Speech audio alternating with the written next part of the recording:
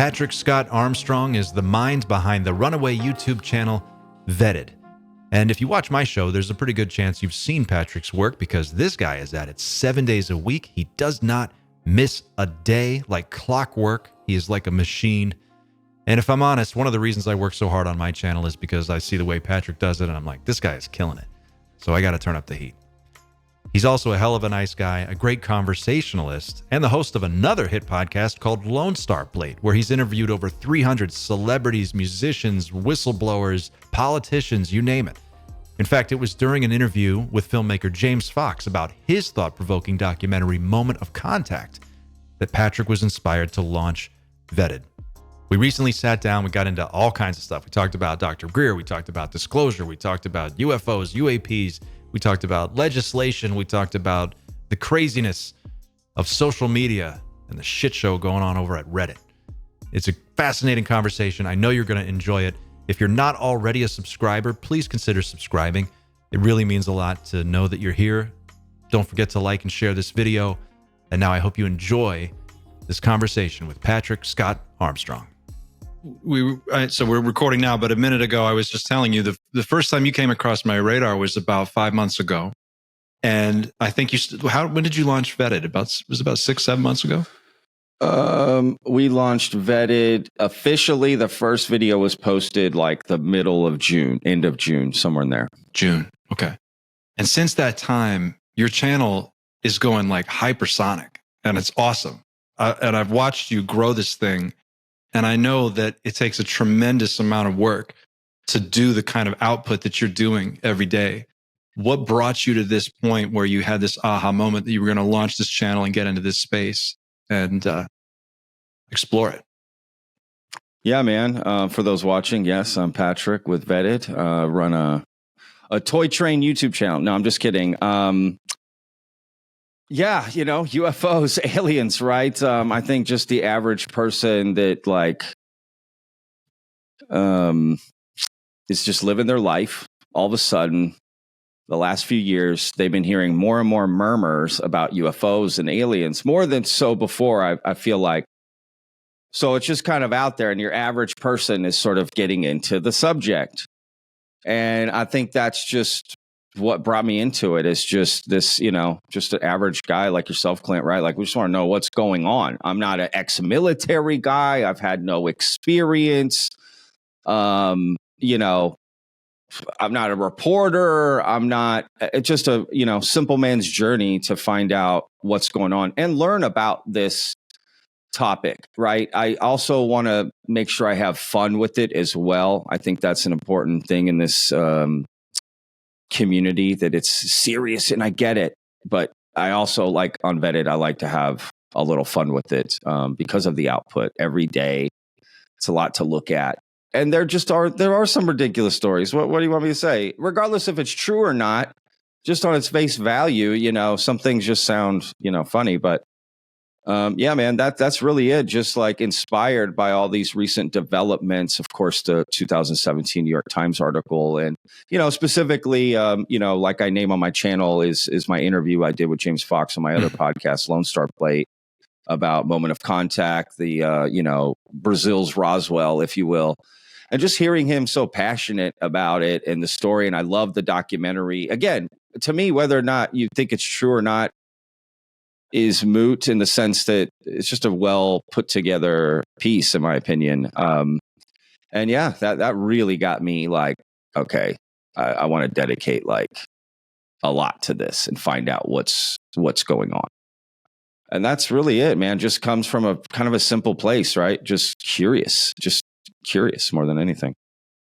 I think that's one of the things that makes VETTED such an interesting show to watch, because you really do attack this from the perspective of what is on everybody's mind. And it's so overwhelming right now. There's like so much going on. You just said it. Yeah. Since 2017, you can create, like, if you drew a map of the history of this thing, it was like, there's like ancient history, then everything from Roswell to 2017. And then in 2017, like the wheels just come off this thing and it goes crazy.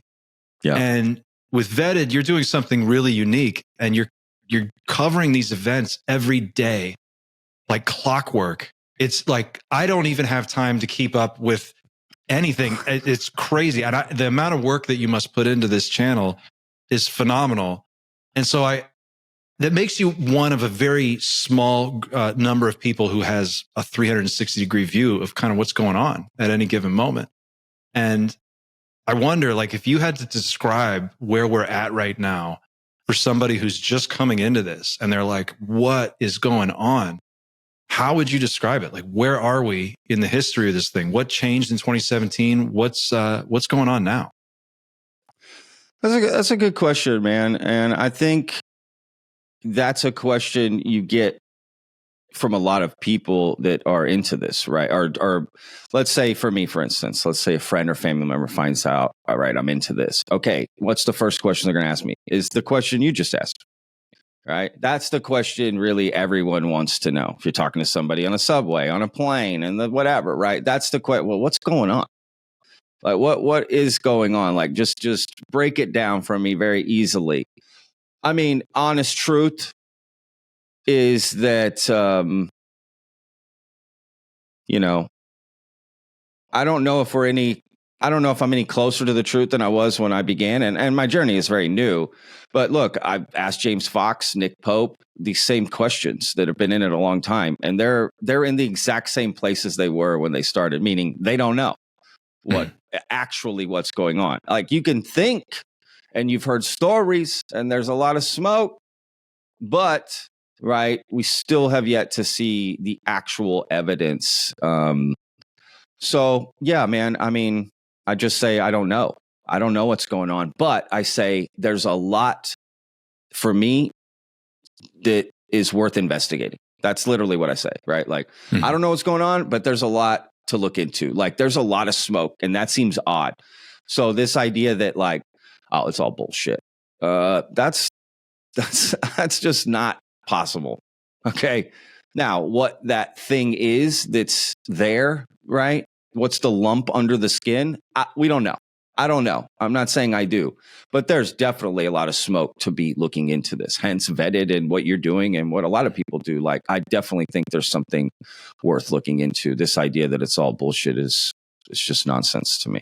I mean, that just makes zero sense. I mean, it's like millions of people lying across the globe, different, military personnel, politicians. I mean, we're talking multiple countries. Like, it's just all bullshit. What? I just don't. Now, I'm not saying the majority isn't bullshit. That I do believe. I believe probably 90% of the stories you hear are nonsense. I think there's a small sliver of, the reality of it. And that's what I want to focus on. Mm-hmm. What is that stuff? But how do you know what it is till you look into it, right? So just it's hard, man, right? Like, you know what it's like keeping an open mind, but also being skeptical. Right. You're trying to find that balance. You can't believe everything you hear, but you also can't dismiss everything you hear. And in this particular topic, that is very hard to do. It's crazy. It's like, I don't even know where to start. I think about, it's like the MCU, but for science fiction. It's like there's time travel. There's Nazis. The Vatican's involved. There's a crash disk. There's a secret CIA ninja team shooting down UFOs. There's like government people. There's Marco Rubio. There's there's all this shit. And you don't even know which direction is up. And you get so overwhelmed. That's probably the point, right? I mean, to some degree, is just flood the zone with so much stuff that people don't even know what's real. But it seems like now we're getting these like huge stories every day. And you're seeing these heavy hitters. Like, I saw your video on the Soul Foundation. Like, these are not nobodies that are getting together, and you're starting to see these really highly credentialed, well-positioned people that they appear to be getting their ducks in a row for something. And it's like, at a certain point, you have to step back and go, okay, something's coming. People are preparing for something to happen, whether that's the government discloses something or a ship appears on the White House lawn or whatever. I don't think anybody can predict what that's going to be, but certainly something is in the air. Do you get that sense too? I mean, 100%. Exactly. Like, look, there's either like the greatest psyop of all time. We have alien craft. People, thousands of people in our government are batshit crazy. right? Maybe a mix of all of it, our own advanced tech, right? There's a lot of different what is it, right? What is the it? And in my opinion, it's probably a mix of all of it, in my opinion.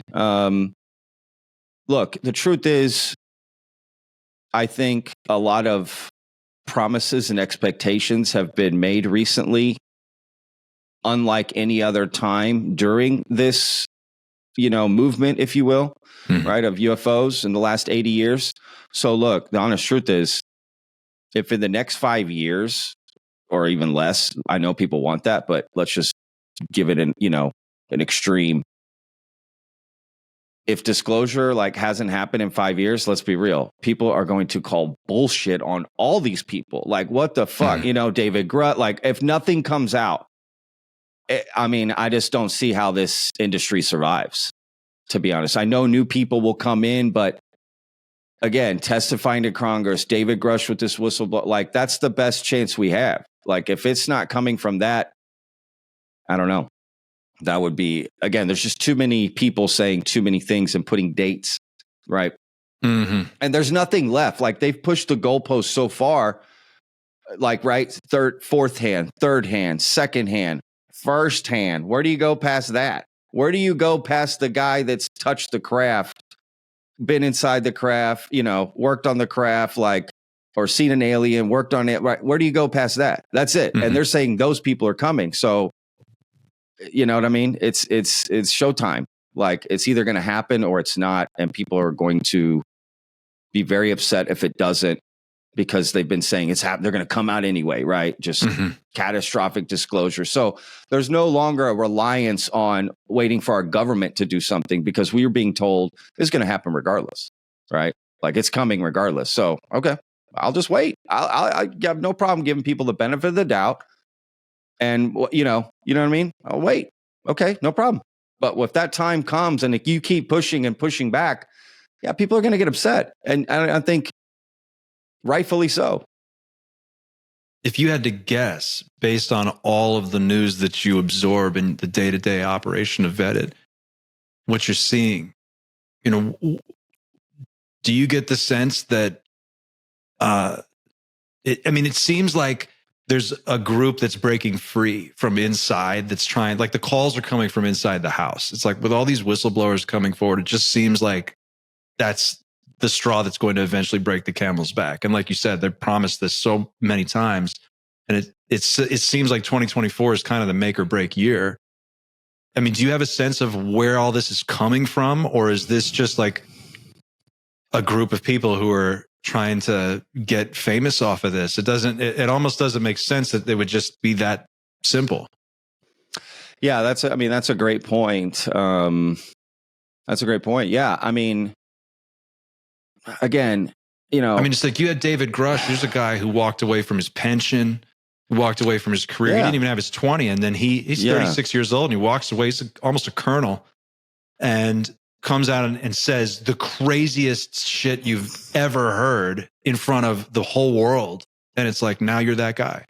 So if you're not for real, you're going to just be that guy now forever. I just can't imagine that that's not coming from somewhere, Yeah, man, I feel the exact same way. And I think a lot of people feel what you just said, can relate to that, because yeah, man. And look, I think as, we get older, you start to realize the truth is somewhere in the middle, and that there's always a lot of truths, right? When you're discussing something, it's is it this or that? It's then you find out, oh yeah, it's a little bit of this. It's like a recipe, right? I'm an ex-chef. Just a little bit of this, a little bit of that, a little bit of that, and you get the truth. You get the dish. And, is there maybe some things that David Grush is mistaken on? Sure. But is there some things he's not mistaken on? Yeah, probably that as well, right? And that's what I focus on. Right? Again, I think the majority is BS, but I do think there's a sliver of something 1,000% worth looking into. This idea of just dismissing David Grush and his client, again, for me, all my money is on this treasure map that supposedly David Grush has provided, right? X marks the spot. This is where you go. This is where the aliens and UFOs are. These are the people you talk to. Until a statement comes back that says we investigated that, it's all bullshit.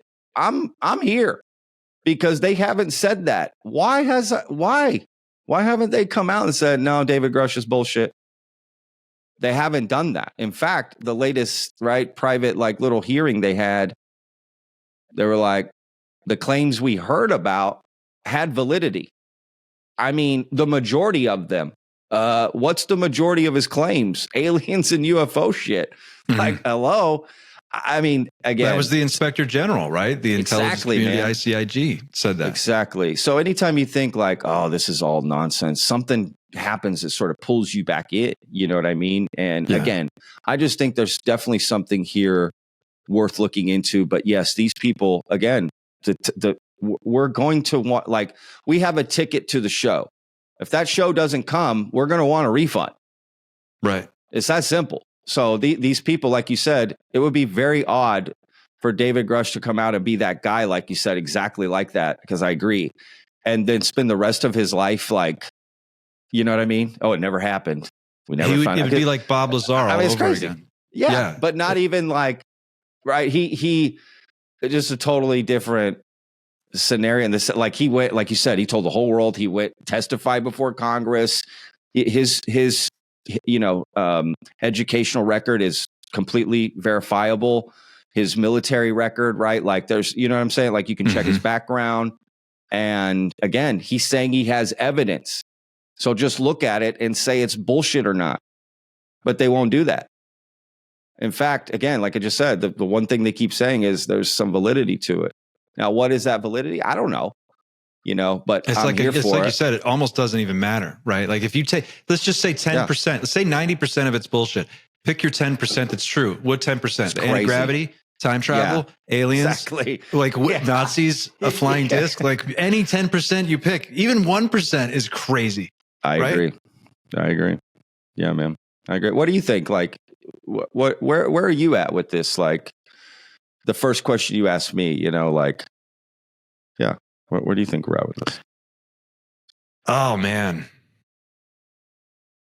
I think I'm a little bit more committed to a picture of what I think is going on, but I wouldn't flesh it out too much. But I think right now, where I'm at, and I reserve the right to change this anytime as new information becomes available. Of course. But of course, we got our hands on some technology back in the 30s. We didn't know how to reverse engineer it within the government. It got turned over to some private corporations. They basically gave the story back to the government. We can't do anything with this. Sorry, we really don't know what to make of it. Meanwhile, they actually made tremendous progress. And I think right now, what you're seeing is a lot of what you're seeing is technology that we've built internally. And we have I think Lockheed and these other contractors have cracked the code on a lot of this stuff. And maybe they don't have all of it figured out, but they've got enough of it figured out that they're probably a couple hundred years further along than mainstream technology, at least in some areas. Certainly anti-gravity. I think that's almost a certainty. So I think that's happening. Now, if that's true, if we can accept that much, that means that we're not alone automatically. And it means that there's a private company that has their own thing going on. They have their own space technology, their own military, their own private situation. And the government has lost control of that. And I think that's what we're seeing right now. I think that's why you're seeing a scramble. And I think that's why when Marco Rubio goes into a classified briefing and he comes out and he looks shell-shocked, like somebody just tasered him. And he's like, I don't know what to make of this. I think what they're finding out is there's a corporation out there that's got more power than the government, and they will absolutely, totally kill you. No problem to keep this all secret. So how do you get control of that? How do you get that back under oversight? I don't know if that's true. That's my sense from what's going on. When I got into this, it was back in the early 2000s when Stephen Greer did his National Press Club briefing. Yeah. And I just went through and watched every one of those videos, and I'm like, crazy. Take your pick. Right. Yeah. Take your pick. If any of this is true, it's crazy. Don't you find that odd? this is what I find odd, like coming into this new, fresh, like out of it, right? Like sometimes when someone has a fresh perspective, right, fresh set of eyes, like they're not involved in something, sometimes their perspective can be quite illuminating, right? And I think, you may not know all the people, all the details, all the history, but you see things for what it is for a brief moment, right? And I just think it's weird that there's these different camps in the UFO community, you know, Greer and his people, if you will, Corbell and his people, Lou Elizondo, and right. It's like, why is that happening? What the fuck's going on here? Like, it doesn't make sense because they're saying completely different things, and they're both saying it like, no, my story is true, right? What I'm saying is true, not what you're saying is true. And that's crazy to me, right? You got Greer, who's totally anti Luis Elizondo. He's a disinformation agent. And vice versa. You got Lou Elizondo calling Greer, you know, what, a criminal or something. I don't know. I don't want to put words in people's mouths, but basically they're just fighting. Yeah. And I don't know. I just find that all that odd. Like, it's like, who do you believe, right? Because they each are providing their own quote unquote whistleblowers who tell different stories. And that's the thing. Completely different stories. They can't add up. They don't line up. So they can't both be true. Right.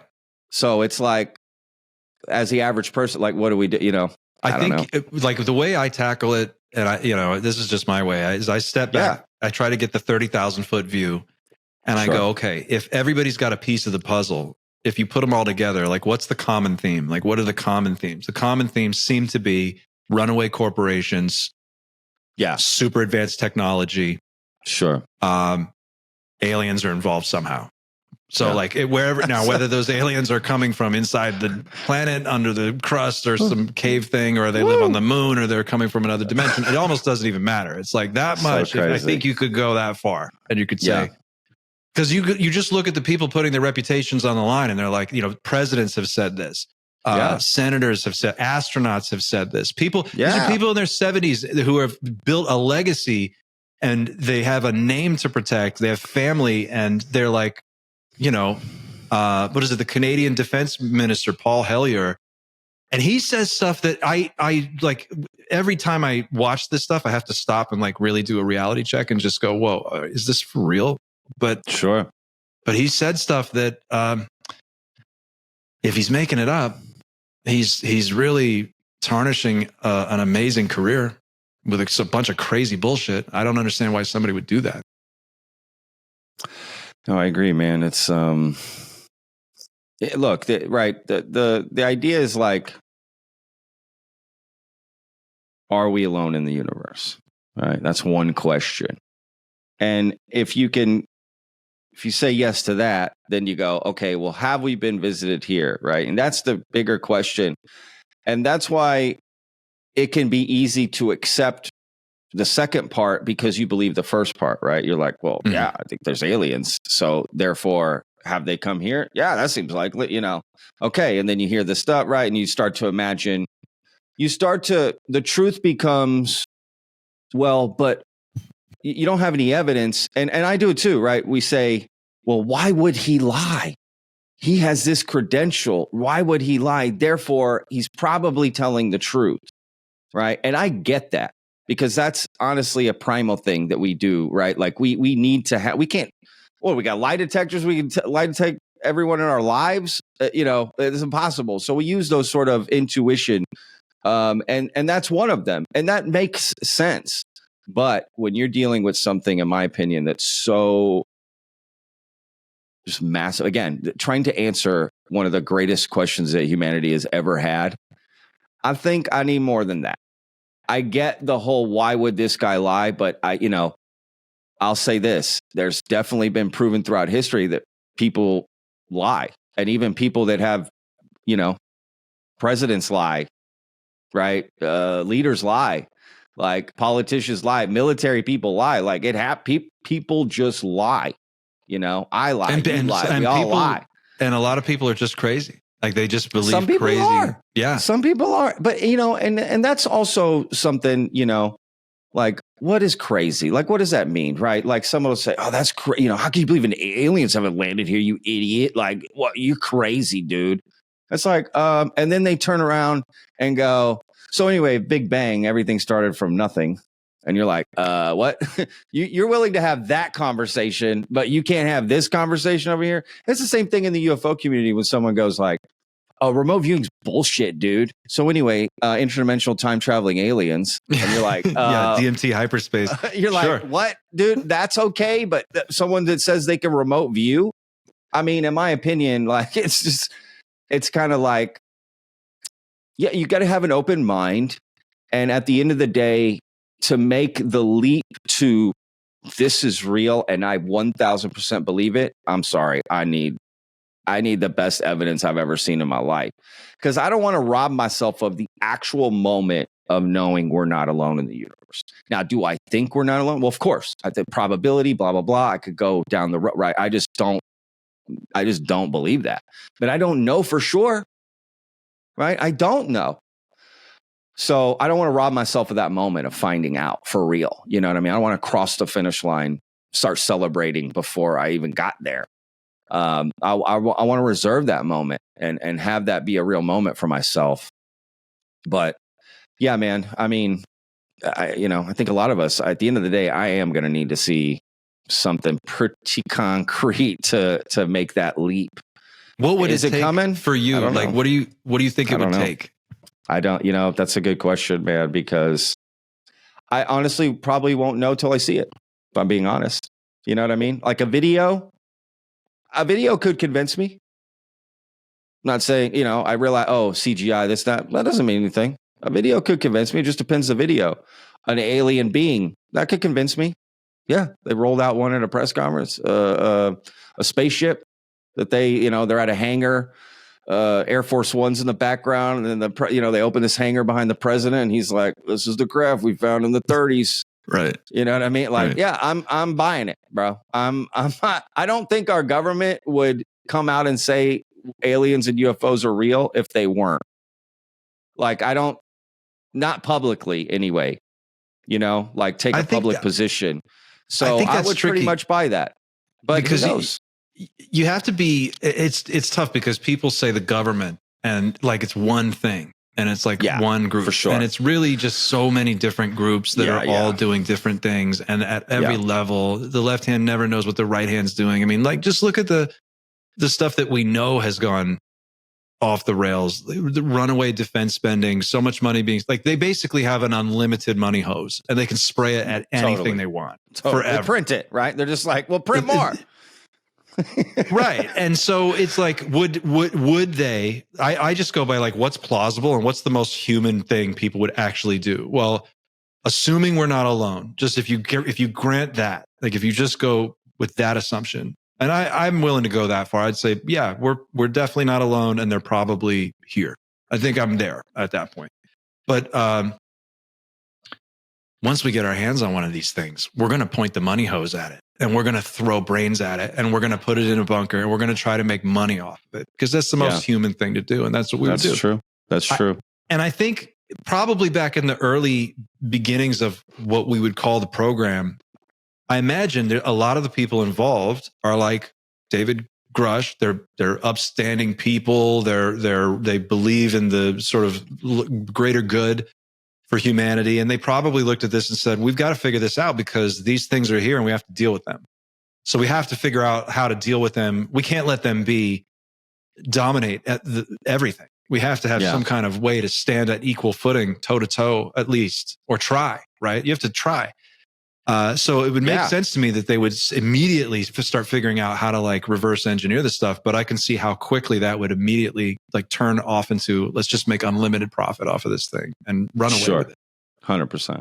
Well, you'd have different motivations from different people involved, and sure there might be an argument over, over that, right? Like what to do with it. I mean, I can't imagine.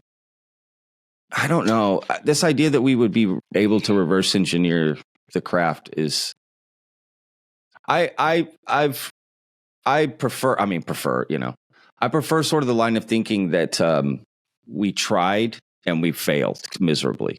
We've never done anything. Like that seems actually the most logical to me.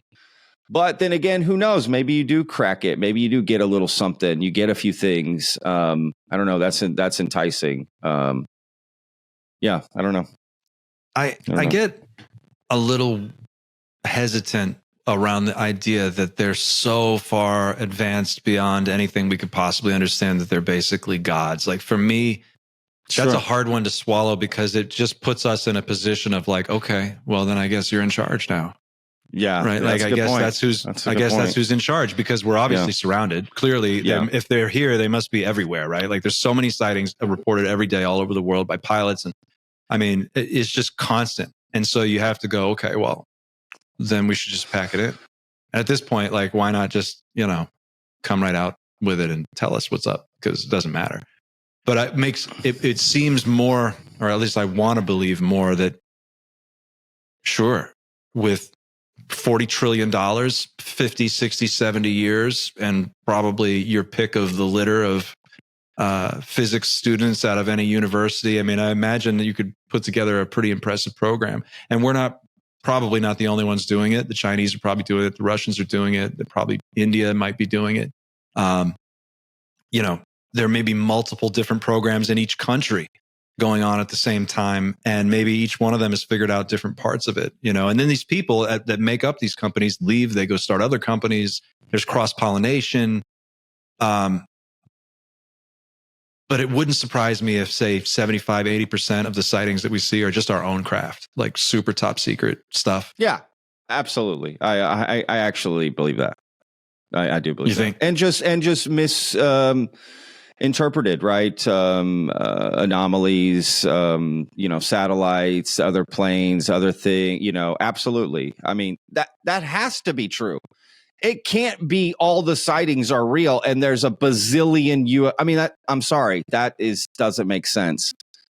If that were true, then it's over, right? Like, dude, we're already what invaded. The hell are we talking about? Absolutely. Like, I don't think that's it at all.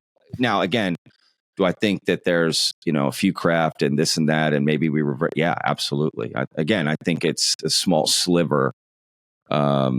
And I just, at the same time, like my poster says back here, like, I want to believe, bro, that's the part about me that's like, I have to struggle with, because otherwise I could let myself get too deep in it. Like I want to believe so bad. Cause that's just exciting to me. I'm a traveler, man.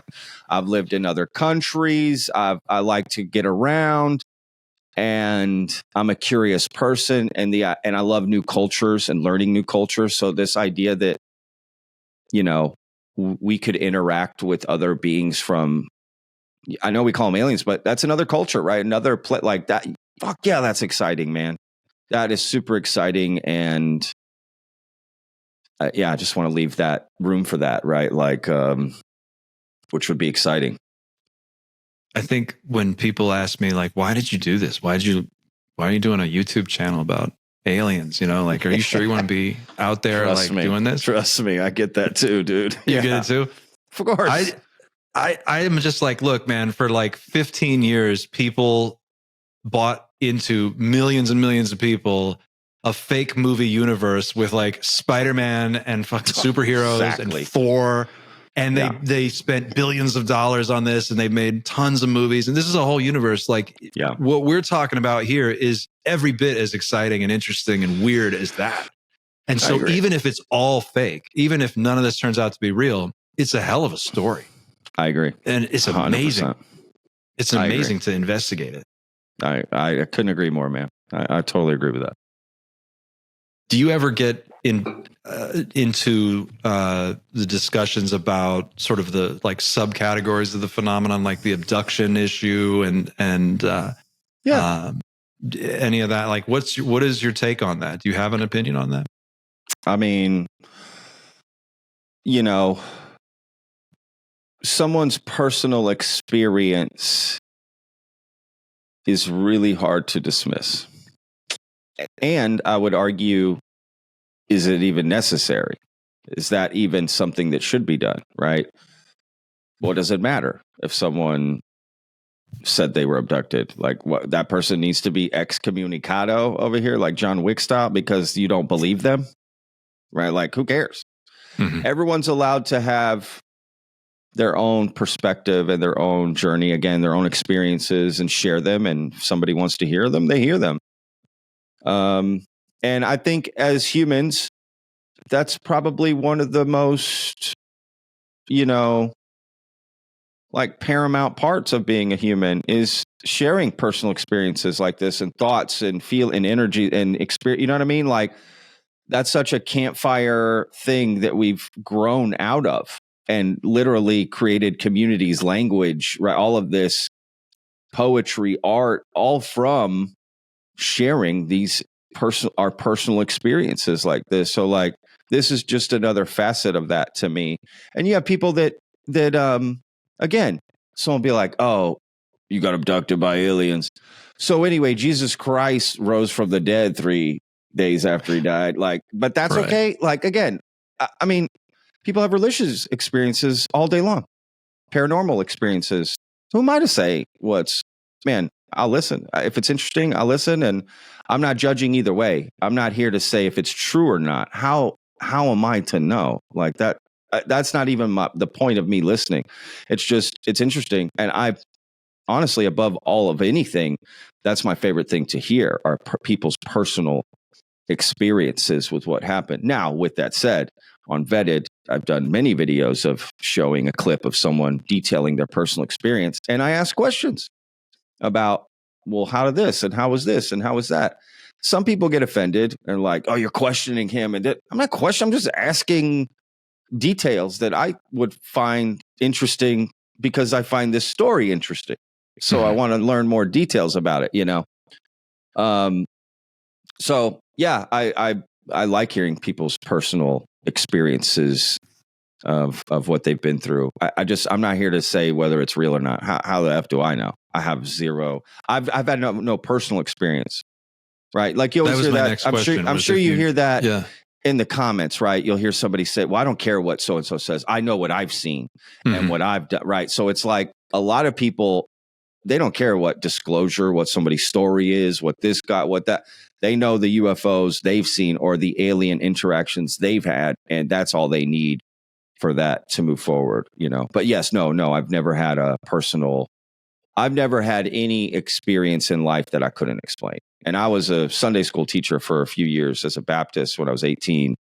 Oh, wow. Wow, I didn't know that. Very, very deep into Christianity and that for a few years I really believed. And I never felt anything or saw anything or nothing. And with UFOs, I've never seen something I couldn't explain. I've never seen an entity. I've never seen a ghost. I've had weird things happen, I guess, but not like an apparition or something, like a stereo that comes on, like you walk in the room, like, how did that turn on? And then, things like that. Yeah. Yeah. Those are the kind of types of things that you have had happen, like weird stuff, but you just couldn't quite put your finger on. I mean, sure. And just like a couple times, like nothing crazy, nothing just like, oh, how did that turn on? I don't know. Let's go about my day. I don't immediately go, oh, well, there's a ghost living in my house. Let me move. I don't know. But no, nothing crazy where I would, not crazy, but nothing out of this world, to use a correct term here. Nothing out of this world. Have you had an experience? I've had a few weird events in my life, and I've had one in particular that really kind of closed the book on some questions for me. Sure. But like a lot of people, I've seen weird lights. I've seen strange things in the sky that I couldn't quite explain, but I'm also no expert, so I don't know really what I'm looking at. So I always assume that there's some explanation for it, but I've seen stuff that's made me wonder. For me, I had an experience a few years back where my wife's Peruvian, and we go to Peru from time to time, and we were there, and I did an ayahuasca ceremony, and I had I left that ceremony convinced that the world was not the same as it was when I went into it. Like things were different. Of course, right? Like man. I had an experience. I had what I interpreted as a download of information from beings that are not human. So you could call it a non-human intelligence. I saw a vision of something that would happen and actually did happen a couple years later that really changed my life. And I saw it as clear as day. And when it actually did happen, it was the exact thing that I saw. And this was, we're talking about a number of years later. So for me, it really answered a lot of questions. And at that time, I was kind of on a journey of trying to figure out what is going on. There's got to be more than this, right? I have a real hard time with the idea that life is this, like it's fucking Starbucks and Circle K and Kmart and, and just Monday Night Football. And like, that's life and that's it. And that's all there is to it. And if you don't like that, well, sorry. Yeah. And I look at older cultures, indigenous cultures, and the stories that they have about, they all have stories about star people and communicating with beings from different levels of reality. Yeah. And I think that reality is just a little bit more complicated than science has figured out. And we have a spectrum that just keeps on going and it keeps on expanding. And I think there's a lot of things going on in there. And aliens are just one part of it. But for me, that was kind of the moment. And I kind of walked away from that experience thinking like, I don't know what to do with this. It shook me up in a really deep way. And that was in 2016. And then in 2017, when the New York Times article came out and the Gimbal Go Fast Tic Tac videos dropped, and then Lou Elizondo hits, and then Chris Mellon hits, and suddenly, you're just seeing this story start to bubble up, and it just seemed like something changed. And I don't know for sure. I can't say for certain that there's a connection here, but my sense is, my feeling is that it's tied to how fucked up the world is right now, and that we're on a collision course with catastrophe if we just keep going. I mean, the atomic clock, the Bulletin of Atomic Scientists set the clock to 90 seconds before midnight. The Iron Maiden song is 2 minutes to midnight. 2 minutes to midnight is a famous song because we were that close to nuclear Armageddon. Now we're 90 seconds from midnight. That's crazy. And if you look around, there's nuclear proliferation, there's international conflict, America's a declining empire. These are all things that we can see with the naked eye. You have runaway artificial intelligence. You already have corporations with technology that we can see in the open operating with things that are like magic. And if that continues for 2, 3 more years, 5 more years, what is ChatGPT 5 going to be like? ChatGPT 9? At some point, Skynet wakes up and we have to deal with it. And the moment that happens, we're no longer the only important intelligence on this planet. We're not even the most important. We're going to be secondary to something. So whether it's aliens or if it's runaway artificial intelligence, I mean, I think we're on a collision course with one of these things. And within a decade, maybe 2, humans are not going to be at the top of the food chain anymore. And what frightens me about that is that we have never, as a species, really considered what that's going to mean. And a lot of these people, and I'm talking about AI now, not necessarily aliens, but you could, in theory, be talking about a similar thing. I mean, they basically are the same thing, right? Another intelligence that we have to deal with that vastly outpaces us in every domain. What do we see? We see corporations doubling, tripling down in this space, trying to outdo each other, one-up each other, and get control over something that's going to be impossible to control. So much so that we even have legends about this, like that you don't let the genie out of the bottle, like you don't summon the demon. It doesn't matter if you've read the book 10 times and you know how to say the spell perfectly. There's no way to control it, and it's never going to go back in the bottle. So I look at all of this and I think whether you buy into the alien situation or you think that AI is going to get us, or it's our own stupid leaders that get us into some kind of conflict that wipes out the biosphere. Even that alone, like we're already on that path anyway, and you can already see it. We've killed half the fish in the ocean and replaced them with microplastics and forever chemicals. So that's what we're doing. And even if you don't buy aliens and AI is not on your radar at all, like we're on a path that is completely unsustainable. So in this huge space where all of this stuff is happening, I think people are looking for answers. And I think that, at least so far as I've been able to tell with the people I've talked to, the UFO issue represents a way to cautiously be optimistic that there may be an X factor. Like there's something out there that could happen And it'll be weird. It'll happen on like a Wednesday, and it'll be at like 3:30 in the afternoon, and you'll never see it coming. And it's nothing anyone's going to expect, but it's something. And it'll happen, and it'll just shake us out of this psychosis that we're in. And that's kind of what I'm hoping for. And I'm putting some faith in that. I don't know if that's wise, but my hope is that one day this is all going to come out, and it's going to make us as a species, as a humanity, as a planet, realize that we have one origin story. We're one people. This is one planet, and it's very delicate, and we could totally fuck this up, and we have.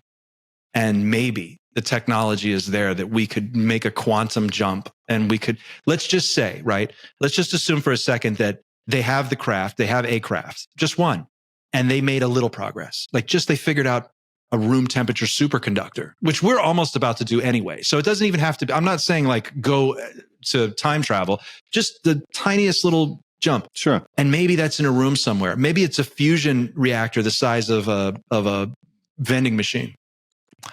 It's something simple, but you could deploy it in a decade and it would just change the course of the world, right?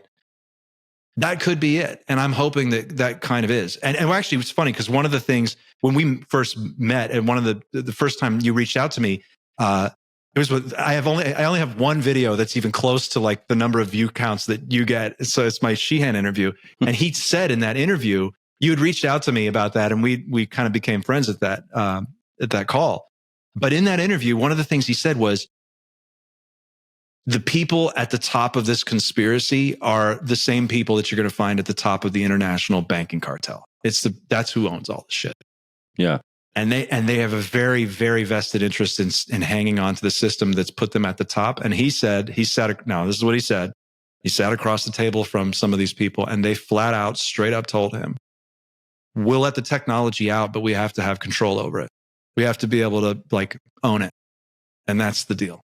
And that's where it's at. I mean, that seems logical, right? Like that they would do that. Why would you give up all that power if you control the world? You wouldn't. Just because the people want disclosure. The people have wanted the truth forever. Yeah, I don't know. If I were Danny, I wouldn't believe them. How can you believe these people? Same way I say, like, how do we believe what the aliens are telling us? Right when you hear the aliens talk to us and they told us, why are you believing them? What proof are they showing you that what they're saying is true? Right. That's where I get caught up in interdimension. How do we know that? We don't even know what another dimension looks like. Like, how would we know it's coming from another dimension? We have no reference. That's what they tell us. You know what I mean? Like, yeah, man. I mean, that's crazy. That is exciting. I like hearing you talk about that, man, because that could very well, be the case. 100%.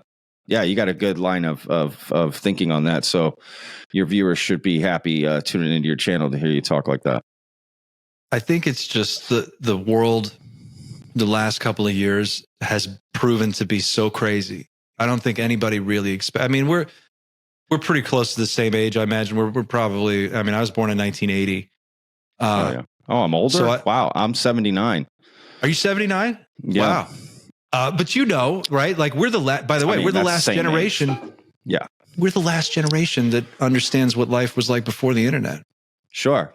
Every child born after us is going to be like, they're born with a tablet in their hand or they're talking to an AI. Think about it. That's crazy. Yeah. So you got to say, you have to, like, in the context of everything else that's going on, I think there's a historical perspective of just watching the world kind of, when I was a kid, I remember the horizon was bright. It was wide open and there was so much opportunity, and it was like things were just getting better and getting better. And then in the 90s, it was like amazing. The 90s were awesome. And if you were lucky enough to be like 20, 25 years old, like if you could enjoy the 90s for what they really were, it was a great time to be a young person. And now it's like, what is going on? What is happening?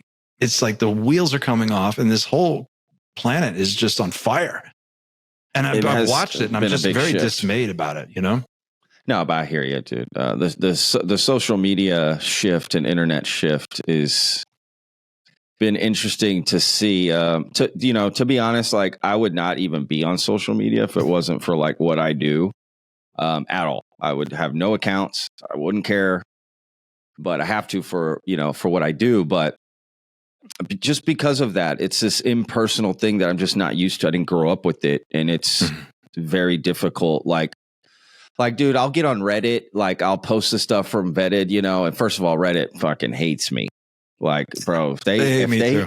Bro, they hate me. I've seen your post. I see the same people. What I'm on saying. Yeah, exactly. Like, they hate me, dog. Like, I've been banned. Like, I just got banned last week from 2 different subreddits who were like, dude, there's a task force out to take you down, and we're tired of dealing with it. Like, we have to delete comment. Like, I don't know what you did, but we can't have you here anymore, man. It's just too much. Are you for real? All right, explain serious. This. That's Go serious, into detail man. on this. This is interesting. Tell me more. Yeah, I'm just saying, I don't know who's paying for this to like try to take out Vetted. Like, I don't know what's going on, but there's definitely some sort of, I don't know. That's just what these moderators are telling me. I can't prove it. I don't know if they're lying or maybe they just don't like me and they tell me that. I don't know, right? I can't prove it, but they hate me posting. I mean, people just hate me on Reddit. And what I find is anytime I try to like respond, I try to reply and I'm like, oh, I'll be clever too. Bro, I am the biggest fucking moron on the planet because I cannot be clever in a Reddit response or a YouTube. You know what I mean? Like, I can't. Sure. Everything I write is so cringe. Like, I'll reply and then everyone's like, downvote, you idiot. And I'm like, God damn, I'm not good at this. I'm not good at being a troll or responding to trolls or not even a troll, just a genuine person, and I try to be clever about, like, some people are good at that. I am not, because I'm a more personal like this. I like personal interactions and over the phone and that sort of thing, right? Like Zoom, anything that's like my voice talking. But yeah, for whatever reason, man, Reddit has had it out for me for a long time. I mean, I get it all the time. I don't know where it's coming from, dude. I don't know. People have hated that my channel has grown for sure. I mean, that really pisses them off. I don't know, man. I don't ascribe to one side or the other, meaning don't label me a skeptic, but don't label me a believer. Like, I don't like labels. Like, I'm just here looking for what's going on. I'll cover anything. I'll have anybody, does that make sense? Like, I'll watch a video on Stephen Greenstreet, and then I'll watch a video on Daniel Sheehan. I'll watch a video on Bob Lazar, and I'll watch a video. I don't care. I don't have any, and I think with Reddit, people, they want to know right away, where are you, so that I can understand everything about you. If you tell me you're a believer, now I know everything about you. And if you tell me you're a skeptic, well, now I know everything about you, which is ridiculous. I don't think that's an accident. I don't think that's maybe not, man. I don't know. But yeah, I've been banned from so many subreddits, temp banned, and I got banned from experiencers because I asked a question. I was like, bro, are we sure that like the Love and Light Brigade, you ever run into these folks? And they're like, oh, it's just all good, baby. Don't worry. Yes. This is just when they show up in the ships, just open the door and let them in. Don't worry about it. It's all going to be good. And I was like, are we sure? Are we that sure? Like that we should just like that. Let's just assume this is real. I agree with you. Yeah.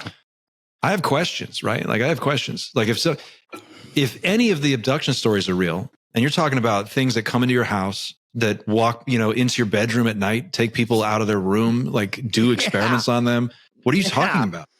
Totally. So I think, have you ever followed that story? It's an old story about the Eglin Air Force Base Reddit connection. I don't know.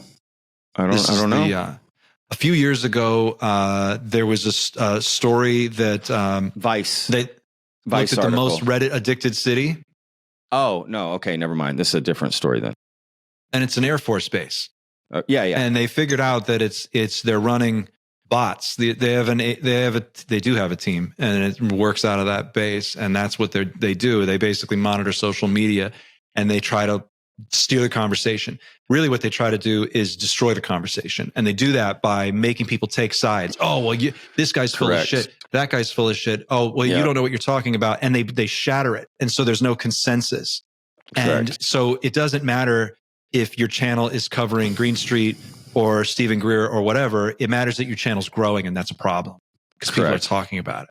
And Correct. if you are getting people, like you're a charismatic person, you ask a lot of good questions, you have an inquisitive mind, and you have a nose for bullshit, and you confront people. So you're able to like flesh out a picture of what's going on. That's what they're worried about. Because I think you're seeing people switch on. I mean, look, 10 years ago, 15 years ago, you really couldn't talk about this. This was like a subject that was still pretty much off limits to most people. I agree. And now you look at Joe Rogan interviews David Grush, had like 7-8 million views.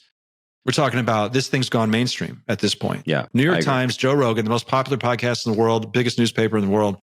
Like if that's not mainstream, I don't know what is. So if you are the program and you're trying to squash this before Congress actually feels like they have to react and do something, one way to do that would be poison the well and make sure that everybody's talking about something different, fill it with nonsense, get people fighting.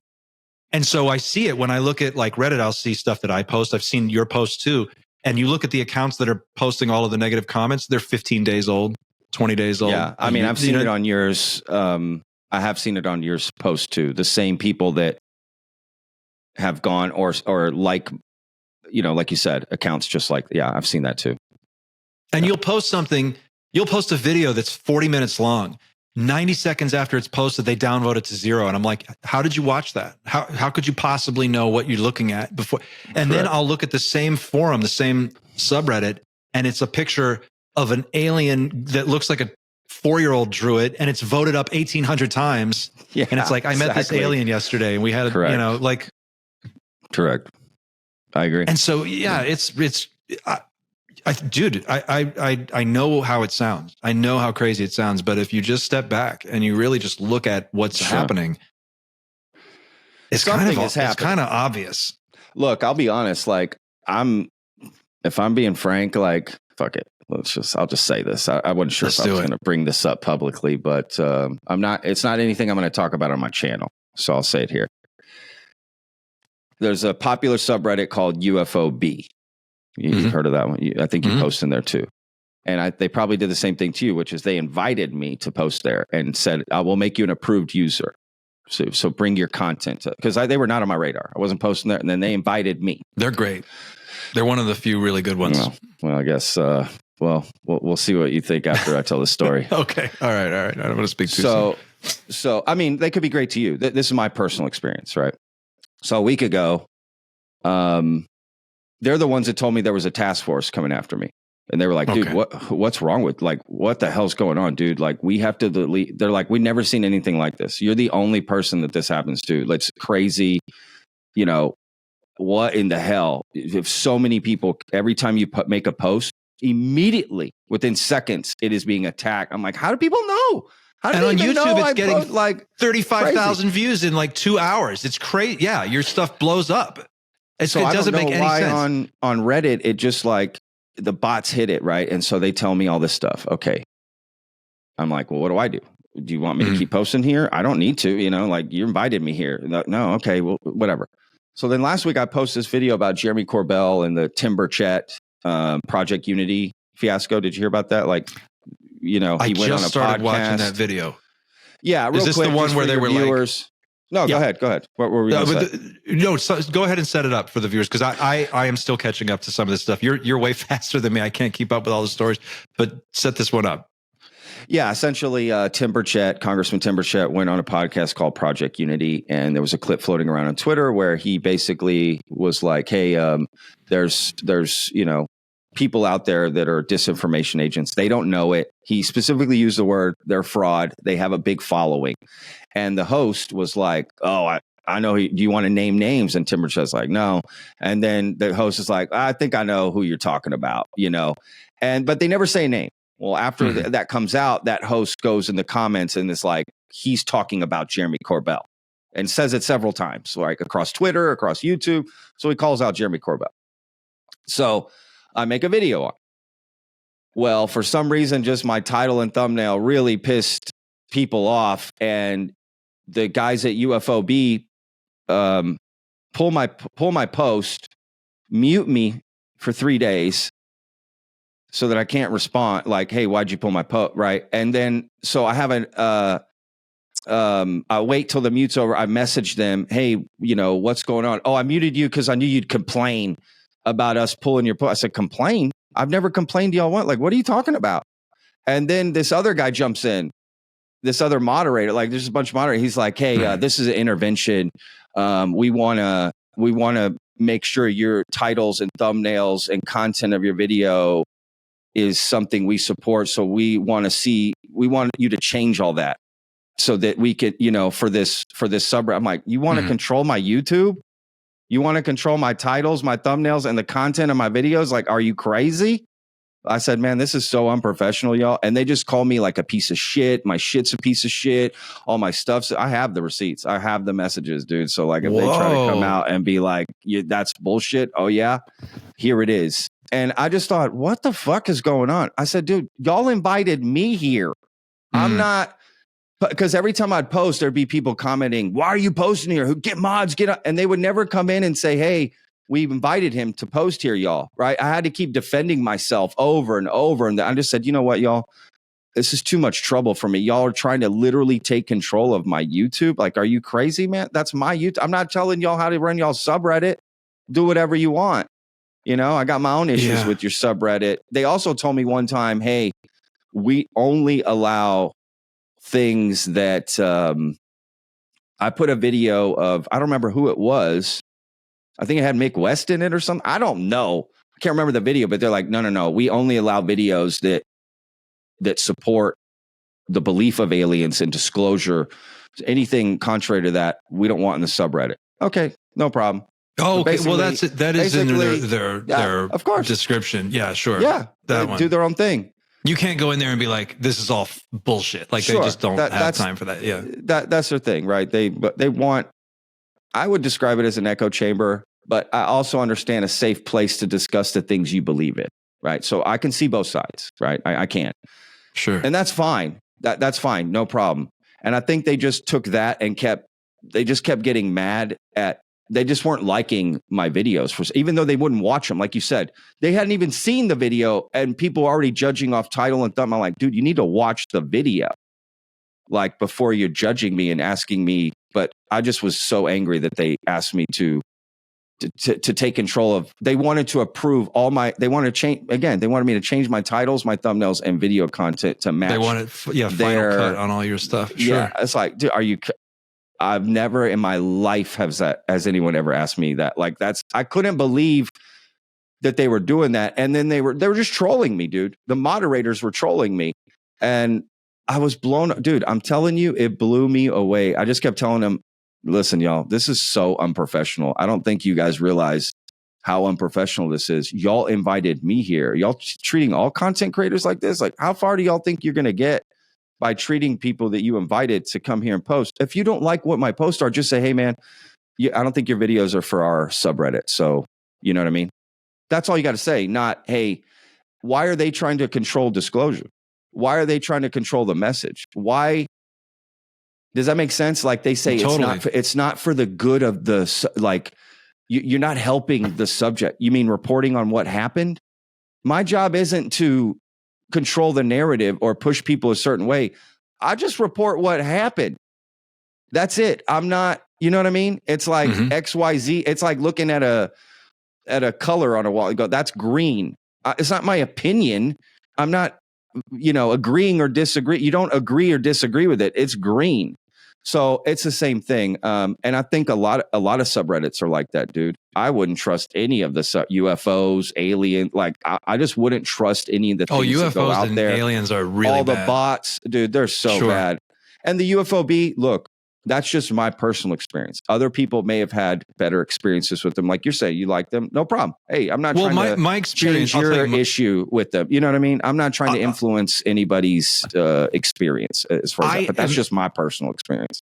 I'm not a Reddit expert by any stretch. I don't really spend a lot of time there. I go there to just read articles like everybody. I see what's going on and what people are talking about because you want to keep your finger on the pulse a little bit.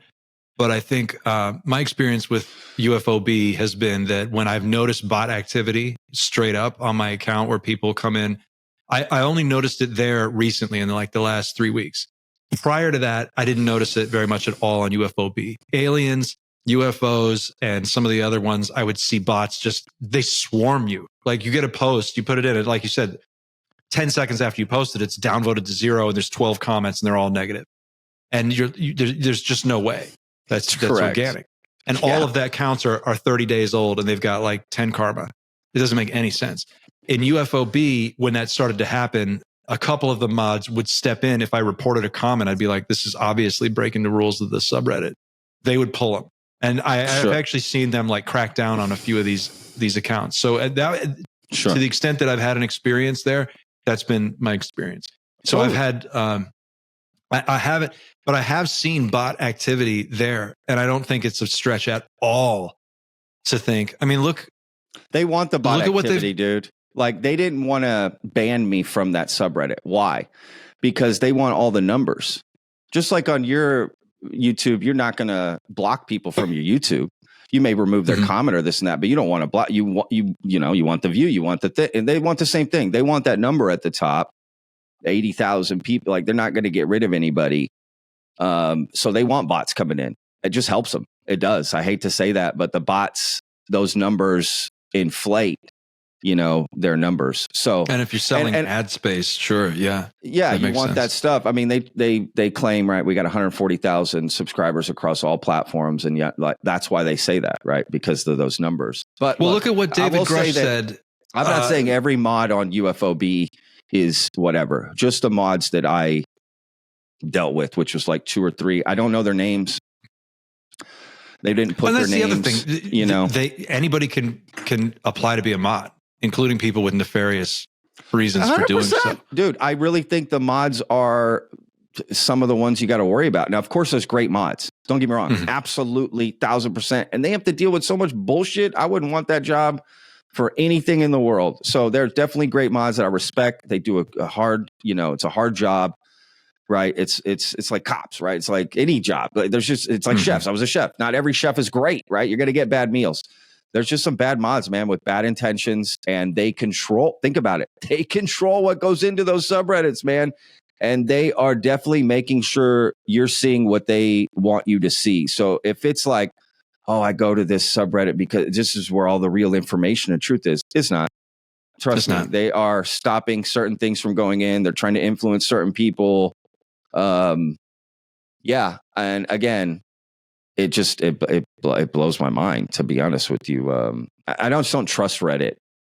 I'm not saying the people on Reddit I don't trust, because I know a lot of people have come over from, and I'm sure for you too, come over to your channel from Reddit. I know people have, and they've messaged me and go, dude, I see what happens to you on Reddit. Like, I support you, man. I'm afraid to comment because I'm going to get, annihilated. I'm like, don't comment. You will get annihilated. Don't comment, please. Let me take the downvotes. I don't give a fuck about downvotes. Like, what the fuck do I care about down? I don't wake up every morning and go, God, how many downvotes did I get?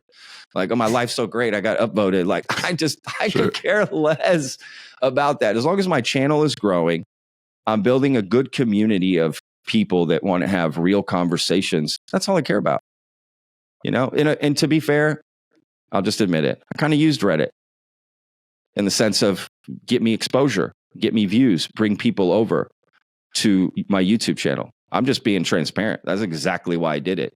I didn't do it because I want to help the people out at Reddit, because I can't trust anybody on Reddit. I just looked at it like, this is a community that wants information. You're creating a quality product and you're putting it out there, and you're asking honest questions about what's going on in the space. That's a better way to say it, Clint. That's a better way to say it than what I said. Like, are you using it? Sure, but that's why people are there, right? So like, who gets to decide what's, Yeah. But I think Reddit is definitely, like, if you just want to say compromised, totally. And you have to be suspicious of the whole thing. Yeah, that's all it is, man. It's just like, dude, I hear the same bullshit comments on Reddit every video I post. Hey, man, why don't you get your own content? Hey, man, why are you using the yellow arrow? Hey, man, this is clickbait. Hey, man. I'm just like, dude, can you guys get a different argument, please? Because I would love to, why don't you interact here? Why would I interact with you? You Sure. Like they're mean to me, and they go, "This is constructive criticism." No, that's not constructive criticism. Let me break it down. Like there's constructive criticism and destructive criticism. Constructive criticism means you want to see me do well. You care about me, and you're giving me something to help me. Right? Mm-hmm. Destructive criticism is I hate your fucking ass, and I just want you to hear something mean. You don't care if I do well or correct the things you're telling me, right? Like, so yeah, I have no time for classic media criticism. Manipulation. Totally, dude. When I go into Reddit, I'm just like, "Good morning, ladies. I'm here." No, you're good about Reddit, dude. I've seen you on I wish I had your ability to be clever and like say fun things or respond to people. Dude, every response I have is so cringe, bro. I'm a douchebag when it comes to I can't do it. I don't know why. I write something I'm like, God, that was so stupid, Patrick. Why did you write that? Like, I think you're doing the best you can do when you're completely outnumbered, outgunned, and they have nothing but time to sit there and shoot at you all day. I mean, and really, that's a good point. What can you do? I look at it like I'm going to work, and these are people I have to deal with. These are like shitty employees. I'm going in, I'm like, "Good morning, everybody. Here's a post. Go ahead, light it up. Light it up." Yeah. Did everybody clock in today? Did anybody call in sick on Friday? How's everybody? Look, are you in a cubicle? I got into it with one guy. I was like, "Do you get to work from home, or do you have to go on base, or like how do you do it?" And he's, I don't know if it was bullshit, but he's like, "I can expense my gas and meals." And I was like, That's "Oh, great." Okay. That's pretty funny, actually. It's a job. Yeah. Like there are people. Look, one of the things. That's how I treat all the YouTube. Like my YouTube comment. That's how I treat it. But Reddit is like, I honestly just post and bounce. I don't. Look at when Grush, all of the claims he made, one of the biggest ones was that there has been a sustained, intense, focused, deliberate psychological warfare propaganda campaign. Yeah, 100%. Perpetrated against the American people for 70 plus years. I agree. That is a fact. That's been established. Like there's no question. And we know that's true because there have been a number of court cases that have borne this out over the history of the topic, and people have looked into this. I can see it with my own eyes. You can see it everywhere. Yeah. So, I can see it with my own eyes. Why wouldn't they? Why? And then Edward Snowden comes out a few years ago and he's like, "Oh yeah, they own all of it. They're on Facebook, they're on Twitter, they've got it all." 100%. You see it. And so you just have to go, well, okay, that's the soup we're all swimming in. There's regular people in here just like me too. I'm still going to put out my stuff. I'm going to create content. Correct. If you want to target me on social media because you don't like what I'm doing, really, you need to be thinking about the guy who's telling everybody where your craft is. That's the guy you need to worry about. I'm a YouTube guy with like no followers, so don't listen to me. Like, I don't know why you're wasting your time with me. No, I hear you, man. It's a tough. It's part of it. Look, I think foreign governments are doing it too, man. Sure. I think foreign governments are in the comment. I think, and again, it's like you said, and that's a good thing you said earlier in the podcast was like, it's not like they're trying to take a side. They just want you to argue. So they're to just say whatever. And that's it, man. And honestly, just to be truthful, there's also a lot of people that are like super fans of some of these people in the UFO community, and they are the most vile, bro. Like when I did that Jeremy Corbell video and people just assumed my video was talking shit about Jeremy Corbell, but even though if you watched it, it was completely the opposite. I told the actual story of what happened. The amount of hate that came from fans of Jeremy Corbell to me was disgusting, dude. And I know Jeremy Corbell likes to stay, let's be civil in how these people attack. Well, dude, your fans are some of the worst, bro. So if he's listening, I'm just saying they can be some of the worst, man. Like some of the people who are believers, it's just extremes on both sides. The extreme skeptics and the extreme believers can be some of just the most, and I don't even know if they are who they are, right? Like that's the thing, bro. You don't really, it's just so far. So, it's really like, what do you hard do? to know. I think the best thing you could say is the thing that we can pretty much say for sure is that the message is being tampered with online. Exactly. Like the communities are definitely being tampered. Correct. But where is it coming from? Who's paying for it? Like, who the fuck is trying to come after Vetted, bro? I got 13,000 subscribers. Not like, that's nothing. And even before, just a month ago, I only had 3,000.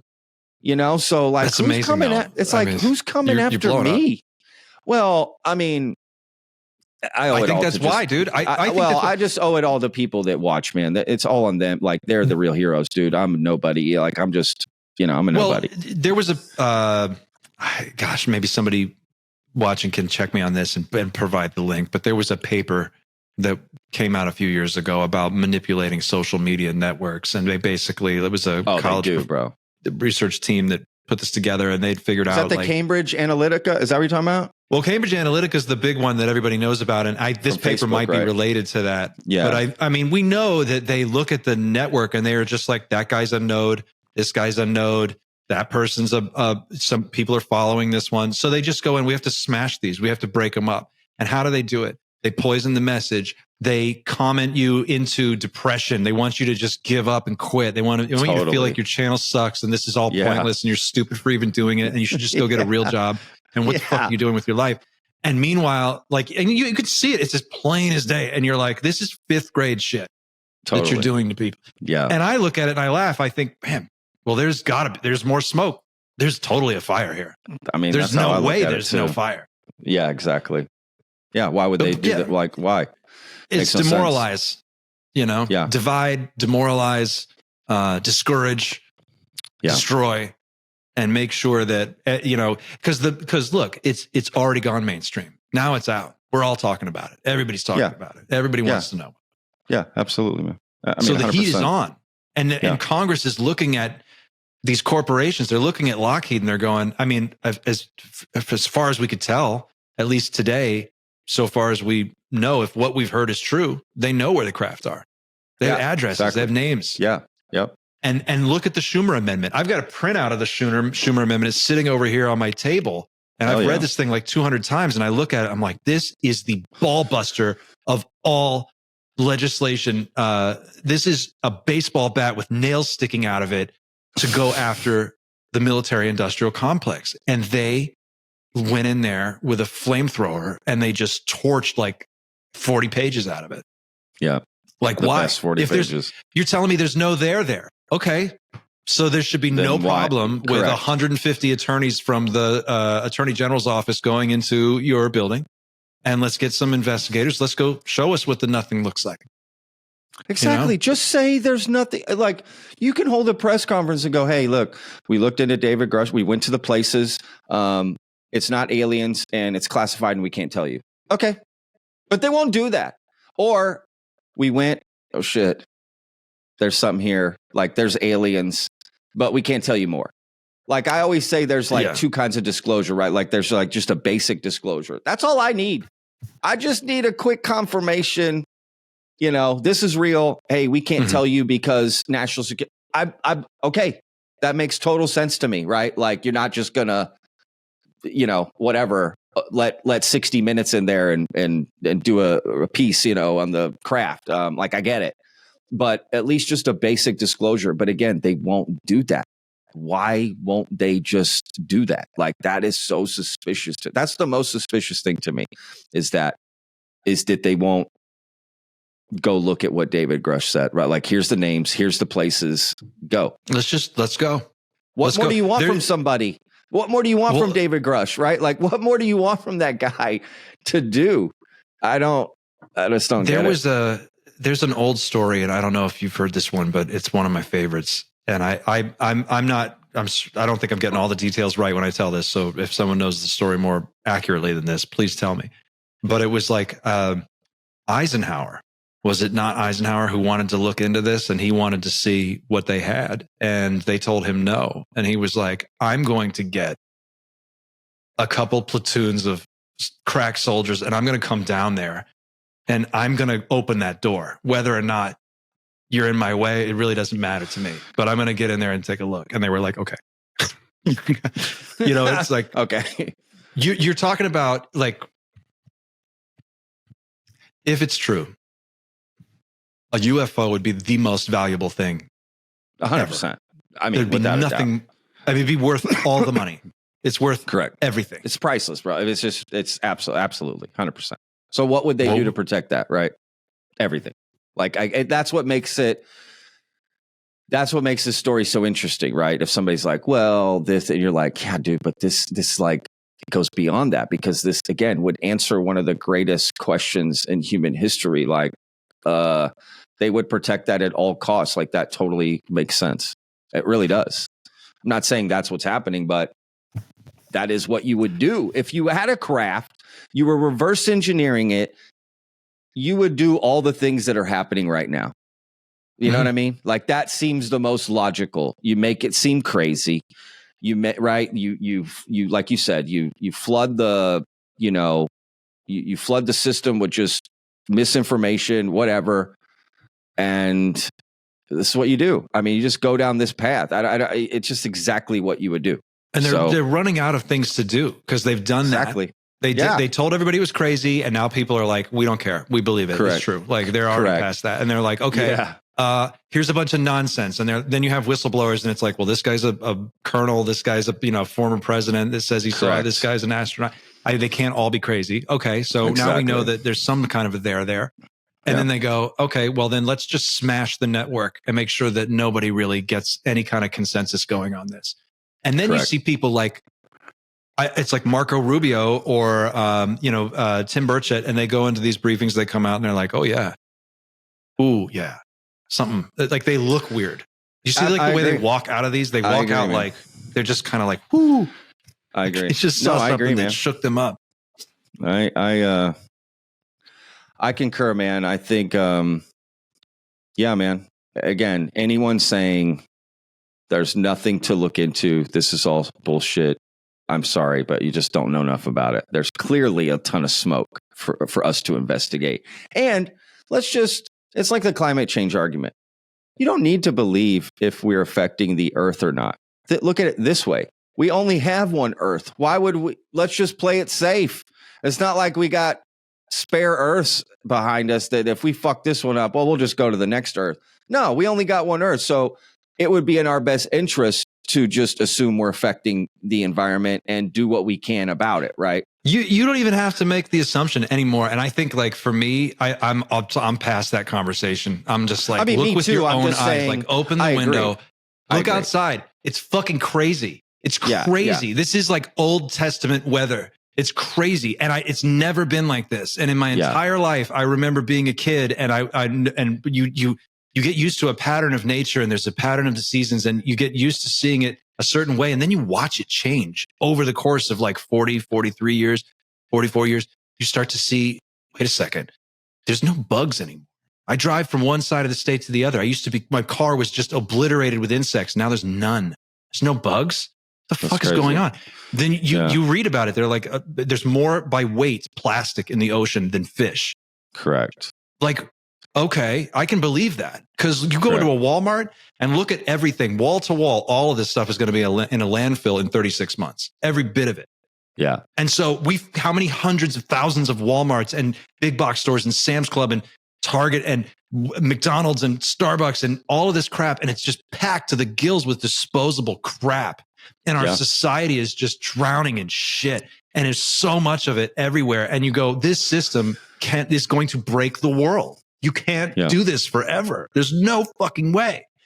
And I look at it and I get like heated about it, because I'm like, okay, they say, we hear from a number of different people, whether or not it's true, but there's some kind of a ticking clock on all this. There's some kind of a ticking clock. You even mentioned it at the beginning of the show, that there's some kind of like, they're moving the goalposts, and they're like, okay, by 2030, that was the Carl Nell slide, right? 2030, it has to be out, or something's going to happen. Well, what we know, and our best scientists, the smartest people in the world, are pretty much in agreement on this. And I know people take issue with this and they're going to debate me, but I don't have time for it anymore. The biosphere is collapsing. It's collapsing. You can see it with your own eyes. It's not even a question anymore. That's the real conspiracy here. If you want to really just break it all down, I know people have problems with Stephen Greer, but at the bottom of it, if you just get right down to what he's talking about, he's like, look, we're killing the planet. There's only one. Some people have the keys to unlimited energy and technology that could turn it all around, but they make a lot of money off things the way they are. And what do you see when you look around? 6 guys own everything. The weather's completely haywire. The whole climate system's thrown out of whack. Birds don't know when to migrate anymore. It's snowing in Texas. There's rainstorms in Los Angeles. The sky in New York City is bright red, like some kind of Blade Runner movie. And it's like, am I supposed to fucking get up every day and go out and just go to work at some cubicle and pretend like this is all normal and there's no fucking problem? Like, what? And so, like, when I look at it, I'm just like, okay, if I have to connect these dots, then the way I'm going to connect them is the calls are coming from inside the house. The people in this program are not old people. They're young people. David Grush is 36 years old. These people have kids. They have families. They have lives. They're looking out there. They're not dumb people. They're physicists. They're engineers. These are scientists. These are educated people, and they know what the data says, and they can read, and they're looking out, and they see what's happening.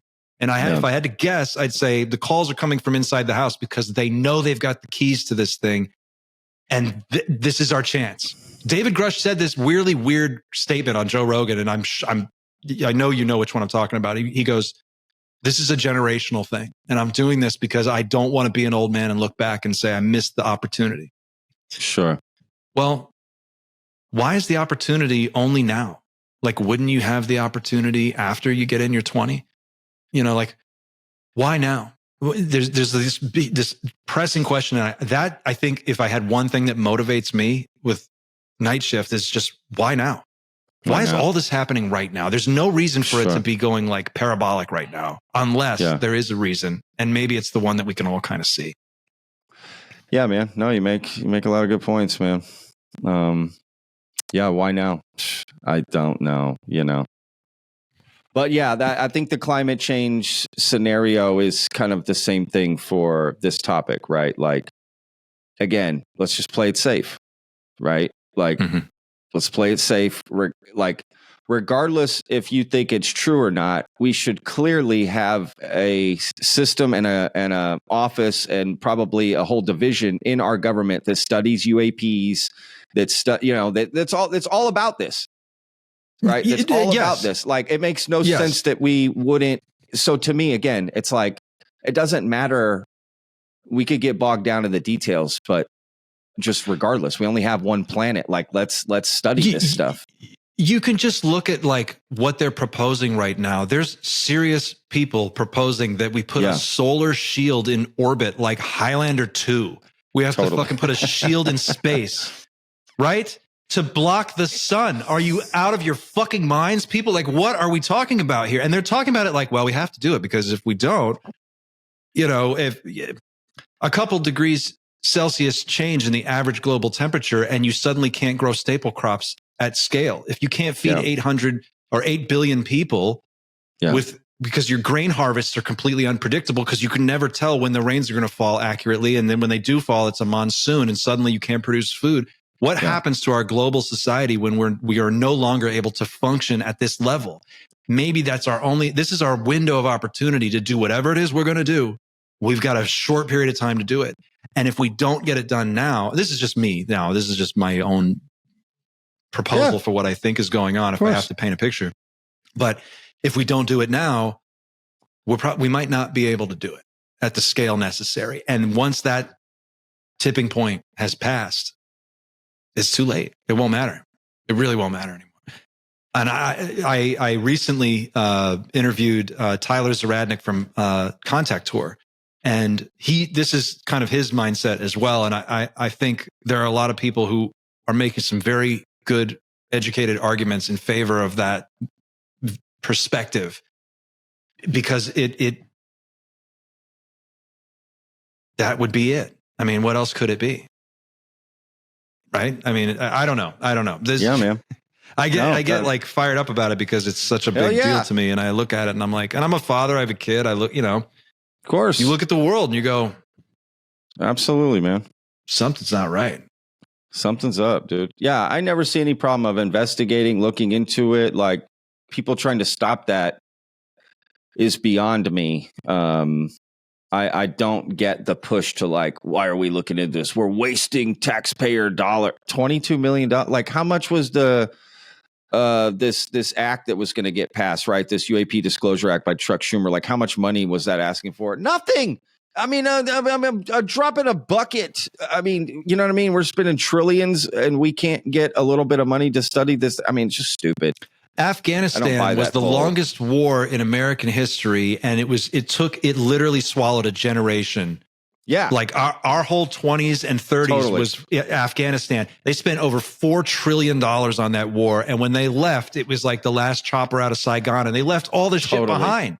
And I have friends that went over there and came back, different people, and they're not the same anymore. And we look at the way our defense industry spends money, and it's unlimited. And it's like the craziest. They just will throw $1 trillion at anything because it's not even like real money to them. And the entire time this is happening, they're looking at us going, sorry, guys, we can't help you. We can't throw this little drop in the bucket for you. It just makes no sense. Do you want a break on your student loan? Oh, I'm sorry. No, we just don't have the money. Can't help you. Yeah. So we got 7 battleships that we never use. Yeah, man. No, I'm with you. I mean, it just makes that idea that we can't chew gum and walk, or, chew gum and walk at the same time. Like, we can put a little money towards this and do that. Like, we can do it all. We're the U.S. government. I thought we were badass. I thought America was amazing and we can fucking do anything, right? We can't do this. I just hate hearing shit like that. Like, yeah, it just makes no sense. That argument, which is, again, that's why it's such a interesting journey that like someone like Stephen Greenstreet is on, because this is the story you want to spend years on. The same story, just repeating the same. Again, nothing against the guy personally. I'm just saying this seems like an odd thing to just keep like telling the story of what you don't think is happening. Right? Doesn't make sense. Like, that's odd. Like, okay, you said it. Now what? You just keep saying, like, you're just going to be here forever because you're worried about $22 million that got misspent. I mean, that just sounds so crazy to me, to dedicate your whole life to this $22 million that got misspent. I don't know. Unless you're being paid to talk about that over and over again. I don't think he's paid, man. I mean, if I'm being honest, I actually think there's way less of that than people think. I think it's just people, man. Just people, he got hurt. He got hurt personally, and he's just had a personal vendetta. I think that's literally what I think. What was the thing that when you say he got hurt, what are you talking about? What do you mean? Well, he was, had the basement's office with Nick Pope, right? And he was all into looking into this. And then he said in an interview, he had a phone call with Luis Elizondo and other people.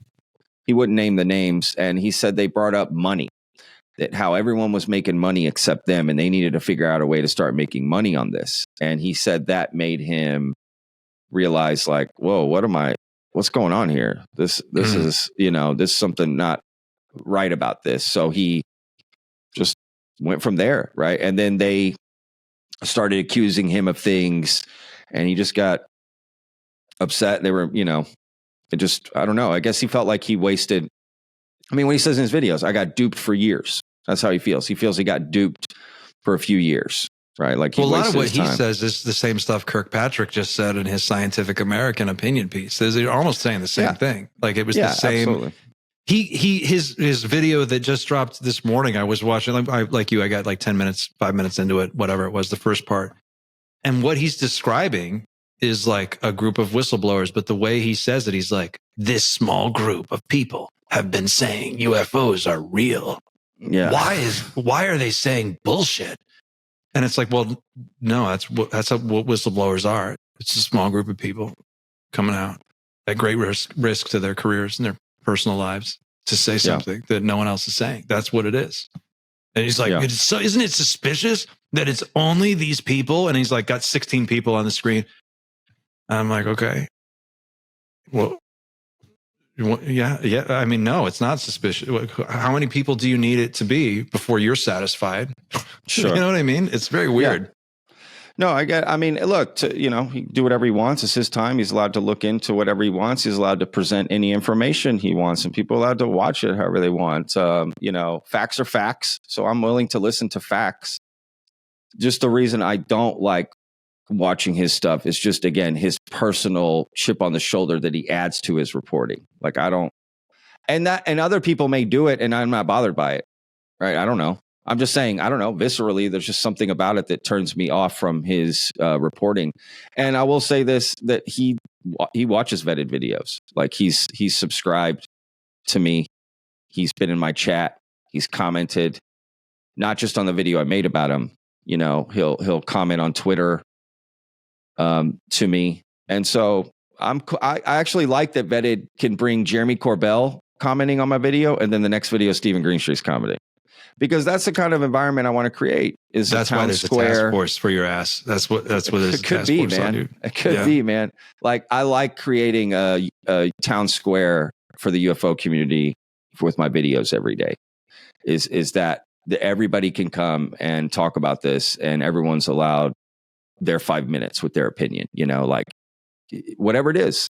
And including Stephen Greenstreet. He's allowed to have his opinion on how he views things, just like Jeremy Corbell has an opinion about Stephen Greenstreet, and it's a personal chip on his shoulder too. Sure. Right. Like, it's like, so I get it. So, like, you know what? Let them do their thing. I don't really care. And it is what it is. You know, he does his thing. I wish him the best, just like I wish Jeremy Corbell the best. I try not to make any of these people heroes or enemies or anything.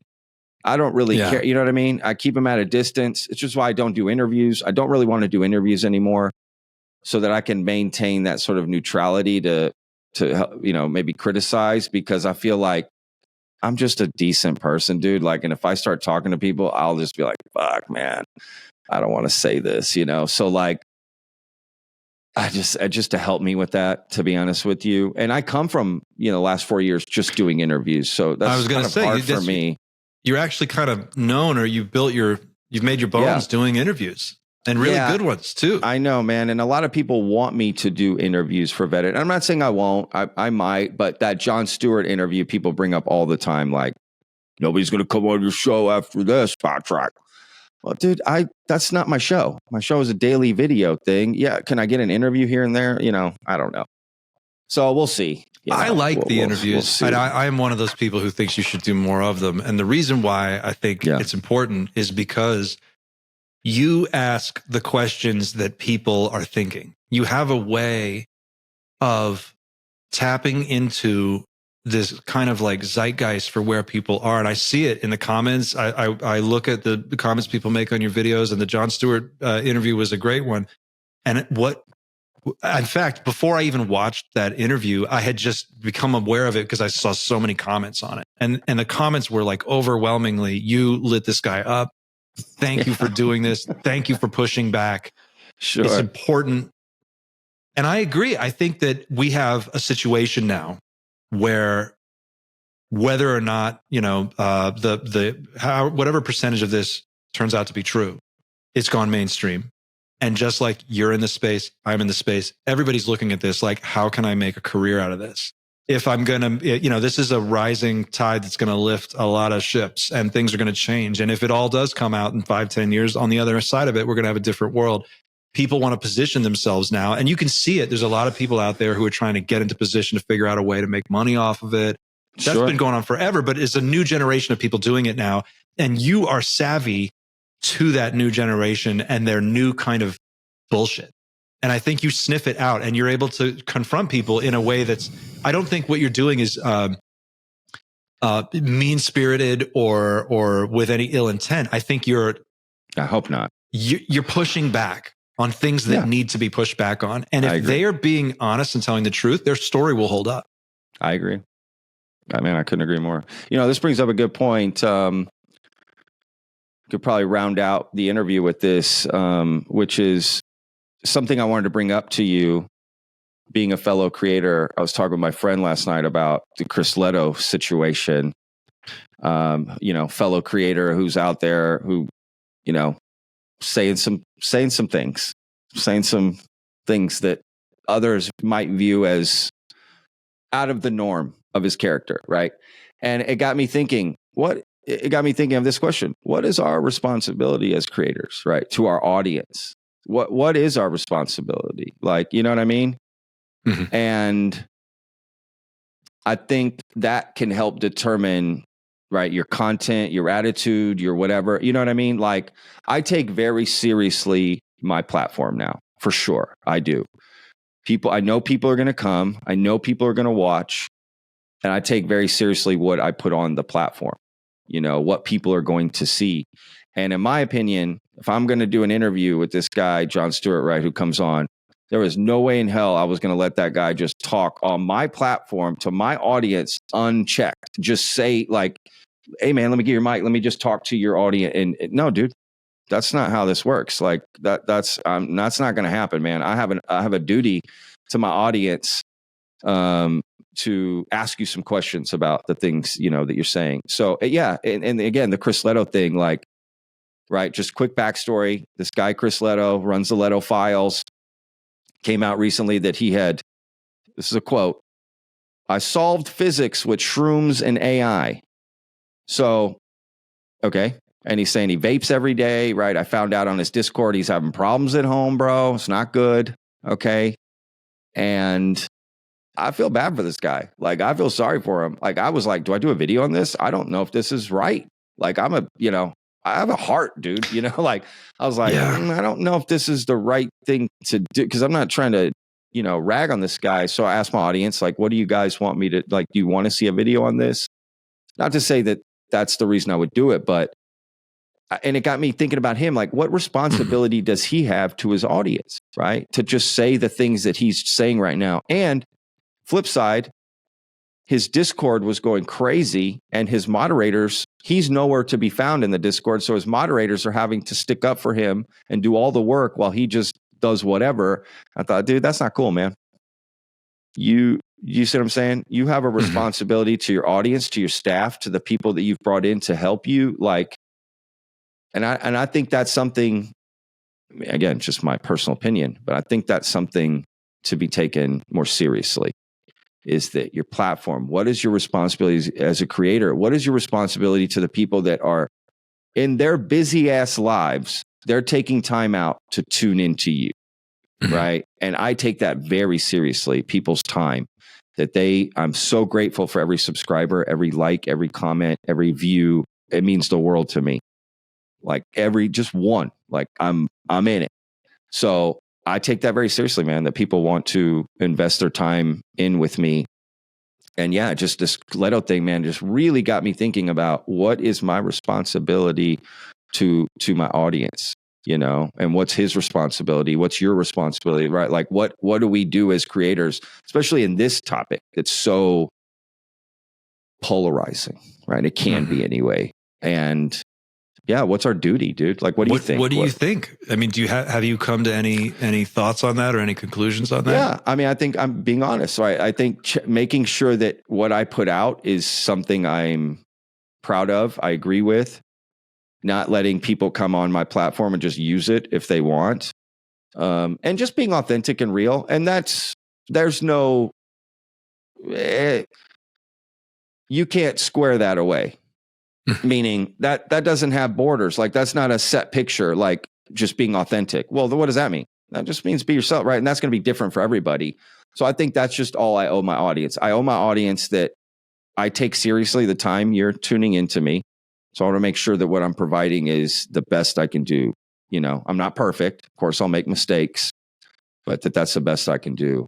And again, nothing against Chris. I think he's actually, maybe personally something's going on, but I think, he let down his audience by doing what he did. I think he let down the people that work hard for him behind the scenes, probably not getting paid. And, because he got caught up in his own journey, his own personal journey. And I think we just have to be careful, man. Because I started to worry, shit, is that going to happen to me in a year from now? Am I going to be like shrooming out on live streams that I just solved physics and when I snap my fingers, I can create a black hole? I mean, the guy's clearly something's not right and he needs help.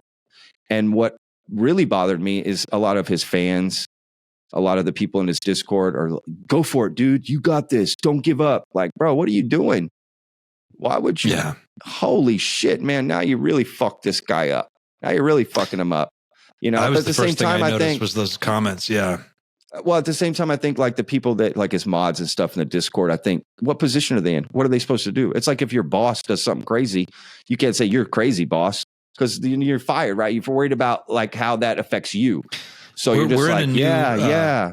So I don't know. We're in a new phase of this thing now. I think you can feel it in the air. There's a new phase. This thing is now matured a little bit. at first, like up until probably about 6 months, maybe a year ago, it was still really new. And the scent hadn't, like the new car smell hadn't worn off. But now people have started to come into this space, like your show, like me, and we're starting to like explore this a little bit and get involved in the conversation. For me, and we can wrap it up on this. I just thought, if this is all real and this is all really happening, I can't sit on the sidelines while the biggest event ever in human history plays out all around. Totally. This is the time. If there was ever a conversation that I wanted to be a part of, this is the one. So I think as creators, it's important, and it's important for your brand as a channel to create a space where people who come there feel that the information they're getting is at least coming from someone who's got a clear head and an open mind and asks direct questions and isn't afraid to ask them and doesn't just take things on faith. I think that that's in very short supply. Yeah. And as this space evolves and more people get involved in it, and you start to see these personalities and egos, there's a lot of big egos here, start to get this traction. If we have a role at all as creators in this space, it's to do this responsibly and to kind of like give people an honest appraisal of what do you think is really going on in your own view. And that's all you can do, man. It's hard. It's hard to do this every day. It's hard. I don't know how you do it.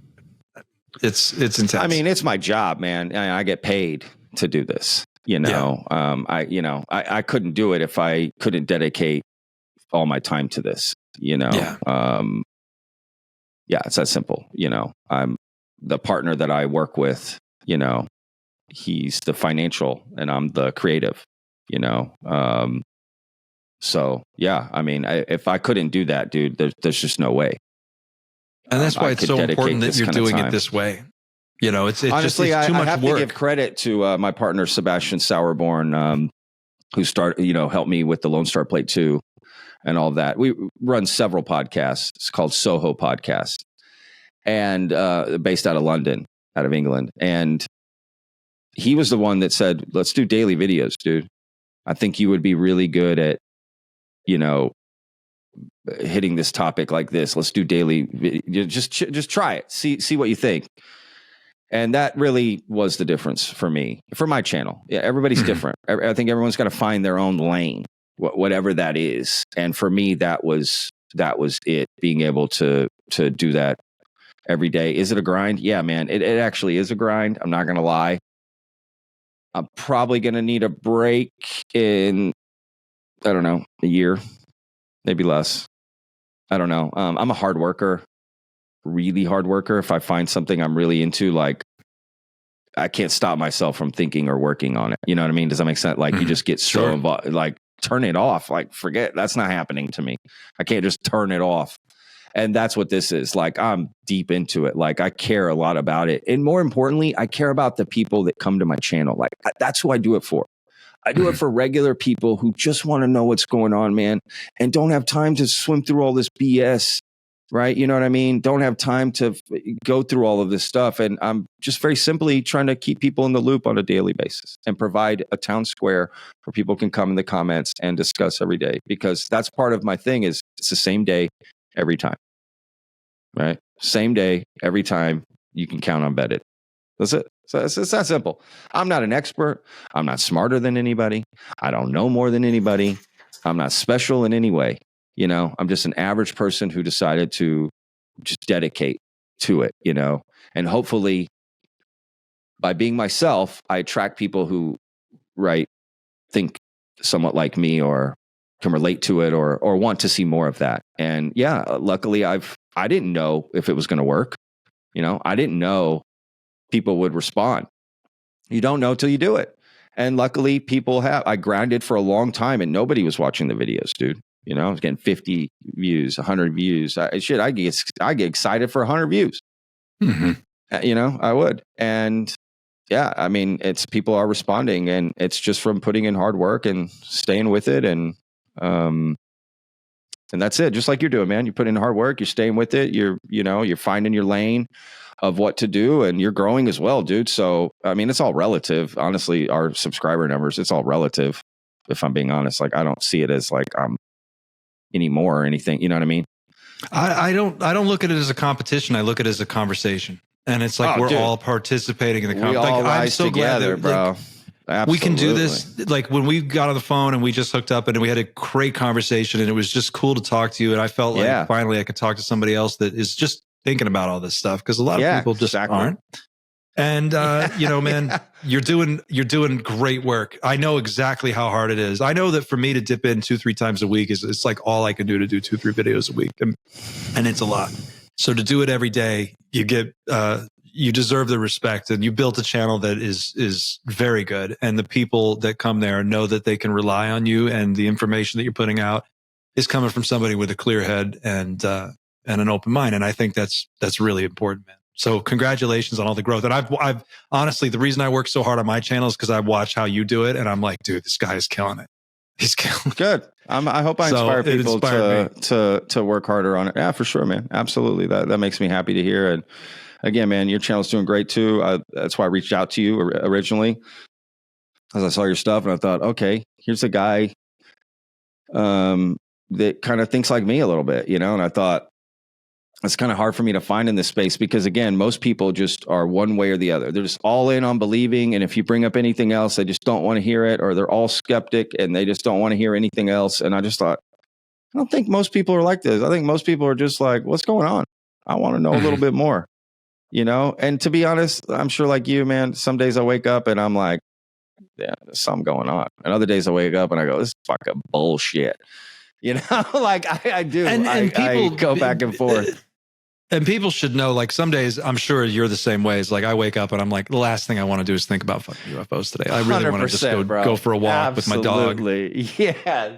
I got other things on my mind. It's just, I think this is an interesting, fascinating moment. And it's a crazy story. And it's just, it's exciting to be in this moment and meet people like you that are doing the same thing and just to talk to them. And I that's why I'm so glad we were able to hook this up. And thank you for coming on the show and doing this, man. No, thank you, man. Thank you for what you're doing. And, you know, I said I don't want to do interviews, but I actually like how you do interviews. So I look forward to you doing your interviews and you know, what you do. So, because people need to do them. Like, everyone can't do the daily videos and everyone can't do the interview. Like, we just spread it around. Again, everyone finds their lane, what works for them, what, you know, and you build off of that. So yeah, man, I can't wait to see what you do. And I'm sure we're going to have way more conversations, than this. So best of luck to the channel. And if you're watching this, guys, please hit that subscribe button for Clint. Check him out in interviews, doing videos. I mean, look at the aesthetic. It's great. I support it. I'm sure Clint and I are going to be collaborating on more stuff. And I'm sure we'll bring in some other content creators. And let me just say too, we don't always have to agree on everything. Having a nice civil discussion. Honestly, I prefer to talk to people I don't agree with all the way. If I'm being honest, I like that's important. Pushback. My friends and I, that's all we do is push back. Like, if we're ever just like agreeing with each other, something's off. We're like, I don't like this. I don't like the way this sounds. Let me just play devil's advocate. Like, someone has to always disagree to some extent, because that's where you learn. You learn that way when you hear other people's perspective. So that's why I like listening, you know, to your show. So yeah, man, best of luck. So glad we did this. And I just want to say, last thing about Chris Leto, I wish that guy the best. I'm not trying to say anything negative about that guy. I like him. I hope he's doing well. I hope he is well. If there's somehow I can help, I will do it.